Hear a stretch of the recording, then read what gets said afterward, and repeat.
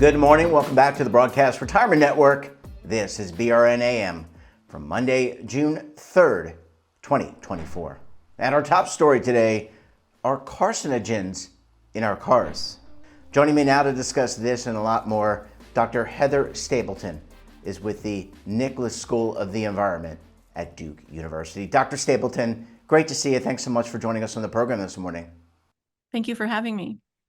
And we're talking about a study that you led at Duke University to evaluate the chemicals that are in today's vehicles. Can you give us first a little bit of context about the study, and then we can transition into what you actually found? Certainly. Yeah, many of us may not be aware that the materials inside our vehicles, that might be the upholstery, it might be the filling in the car seats, it could be the plastics in the dashboard and the electronics. Many of the materials are often treated with chemical flame retardants in order to pass a flammability standard regulated by NHTSA, or the National Highway Traffic Safety Administration. Manufacturers often add these chemicals in order to pass the test because it's a more effective strategy than trying to identify flame-resistant materials. Unfortunately, the chemicals that are most often used are not chemically bonded to these materials. So over time and with increasing temperature, the rate at which they off-gas or leach from these materials can increase and potentially lead to exposure to individuals in those vehicles. So we really wanted to ask the question whether or not some of these hazardous flame retardants would be in the air inside vehicles, leading to inhalation exposure, and if there are variations based on the car, where it was purchased, and whether the seat foam in particular was a source of these flame retardant chemicals. And so with that context, what did you find? I not to make light of this, but I love getting a new car because I love that new car smell. And my wife always says to me, that's probably outgassing from whatever, from the factory. But in all seriousness, what did you and the team find as it relates to these chemicals? Right. Yeah. Well, you're exactly right. These chemicals do off-gas, particularly when they're brand new. What you probably smell are what we call VOCs, or volatile organic chemicals, which do have an odor or scent. Flame retardants don't have a scent, so you can't pick them up. But in the same way that VOCs are emitted, the flame retardants are emitted. There are materials in our car where up to maybe 5% by weight of the material is this added chemical. So, and we wanted to know whether these were getting into the air, as I said. What we did is actually we collaborated with the Green Science Policy Institute in Berkeley, California, in which they utilized their resources through their newsletter to kind of advertise a kind of a study that we conducted here at Duke University, where people learned about the study. If they were interested, they let us know. And we mailed them a kit. We mailed this little kit to their home, in which it was an air sampler they could deploy from their rearview mirror and just leave it there for about 7 days. Afterwards, they'd take it down and they'd mail it back to us. At the same time, we asked them whether they were able to access the foam in their car seat. Some cars don't have the upholstery all over the seat. You can sometimes reach underneath it in particular and directly access the foam. And if they could, we asked them to take a very small marble piece of that and mail that to us as well. And we were able to analyze these samples in the laboratory for a suite of flame retardant chemicals.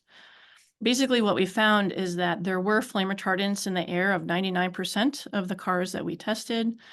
We found that if the flame retardant was present in the foam in the seat, then there were higher levels in the car air, suggesting higher exposure if there was a chemical treatment. And then we also asked some of our participants to sample their car twice. We wanted to understand if there are differences in exposure in the summer when our cars get really hot. I think everyone's had that feeling when you go out, your car's in a parking lot, you open up the doors and you just get this wave of heat that comes at you. We know that heat drives the chemicals out of these products into the air and will likely lead to higher levels in the air. And we wanted to understand what the difference was in release of these chemicals in the summer versus the winter. So about half of our participants deployed a second air sampler on their rearview mirror in the summer, and also did this in the winter. And then we could look at differences within the same car. And certainly we saw a significant increase in the emissions of these chemicals in the summertime, very strong temperature dependence. So it was not surprising to us, but I think helps us put into context what this means for exposure. So altogether, we certainly recommend that people, particularly in those hot summer days, open the car doors, ventilate, turn your AC on before getting into it to try to reduce the levels of those chemicals in the air to thus reduce your exposure to these chemicals and potential risks. How dangerous are these chemicals? Like, for example, will it cause, if you inhale, will it cause, burns on the inside of your throat and your diaphragm, for example? Will it is it carcinogenic in that it could cause cancer if you have long-term exposure? The chemicals that we found that were most abundant and increased the most in the summertime was a chlorinated organophosphate that goes by the acronym TCPP, or trischloropropylphosphate. It is currently under review by the National Toxicology Program as a potential carcinogen. So it is possible that higher exposure leads to increased risk for cancer, but I think that's still yet to be determined. But these chemicals have also been associated with increased risk for neurodevelopmental disorders and neurotoxicity. Thus, there is just some concern, and we should all be trying to take steps to reduce our exposure to these chemicals wherever possible. At the same time, we have to keep in mind that there's risks in almost everything we do. We all receive exposure to carcinogens when we eat smoked salmon or we cook that steak on the grill. It introduces carcinogens as well. So it's all about modifying risk, and this is one additional way we can modify our risk. Dr. Stapleton, I need to take a very quick break. When we come back, we're going to talk more about cars and chemicals. You're going to want to stay tuned right here on BRN AM.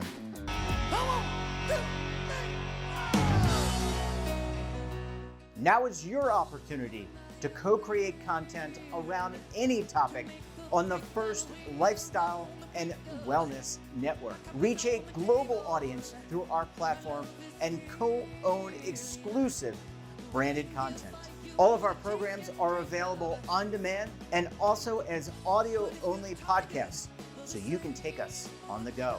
Broadcast Retirement Network, available anytime, anywhere, and on any device.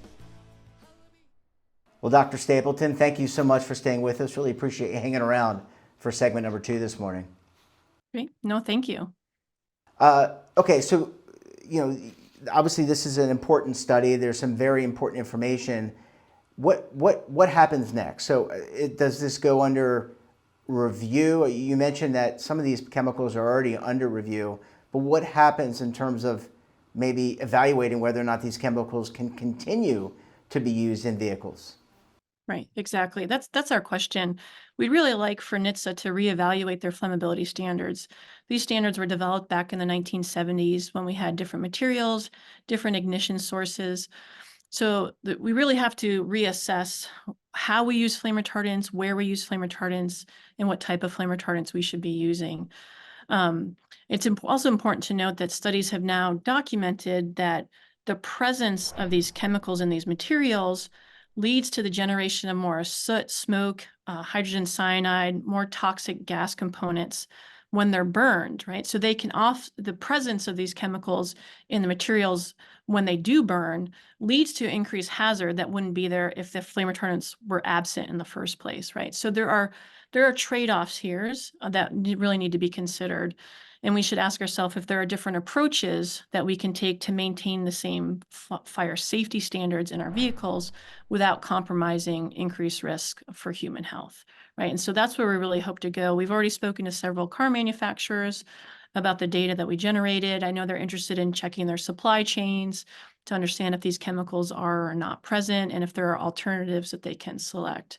So we believe this is making progress. It's important for us to work with car manufacturers to share our data with NHTSA and take a look at this flammability standard. Yeah, and just to follow up on the supply chain, how did the disruption in the supply chain, if you think back to the pandemic, there's got some conflicts going on in both the Middle East and in Eastern Europe. How has the supply chain disruption potentially impacted the findings of the study? Yeah, well, that's very difficult for me to say. I don't have a lot of insight into the specifics on the supply chain, but what I do know is that Car manufacturers can have different factories that rely on different sources for their supply chains, so it can be very challenging to understand which chemical was added to one material along that supply chain and what ends up in the final vehicle. So it's not like you can look at the car and understand what chemical treatment is in there. And unfortunately, that's why we were led to this study, is like the only way we can answer these questions is by physically taking pieces of the vehicle, like a piece of the car seat, and analyzing it to understand what's in there, because it's such a complicated issue. In addition, flame retardants are not just used in our cars, they're used in a lot of transportation sectors. Certainly they're used in airplanes. They're also have been used in residential furniture under a California standard called California Technical Bulletin 117. That standard was amended in 2014 from an open flame to a smoldering standard. And the results of that amendment led to a decrease in the use of hazardous chemical flame retardants. And luckily, the same fire safety has been maintained, so it has not compromised fire safety. We have different approaches. So we are hoping we can use that example and apply it to this circumstance with the car flammability standards. Let's reevaluate, let's relook what's really important here. What do we need? Where do we need flame retardants? Where do we not need flame retardants? If we need flame retardants, are there safer ones we can use? Can we use non-flammable materials? Or can we use flame retardants that form a chemical bond with the material so they are less likely to leach out and lead to exposure? So in terms of next steps with the study, I would imagine, I don't want to put words in your mouth, that there's a necessary follow-up to this study, maybe in perpetuity. I don't want to make you do more work, but it sounds like this is an ongoing process and not just a one-time type of analysis.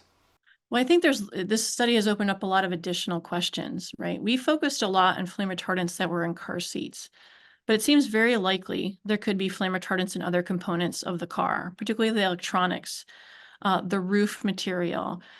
We have an increasing volume of electric vehicles in the fleet and across the United States, and there's certainly concerns about the batteries. And I would not be surprised if there's an increased use of flame retardant chemicals in those compartments where the batteries are located to maintain fire safety standards. But what chemicals are they using?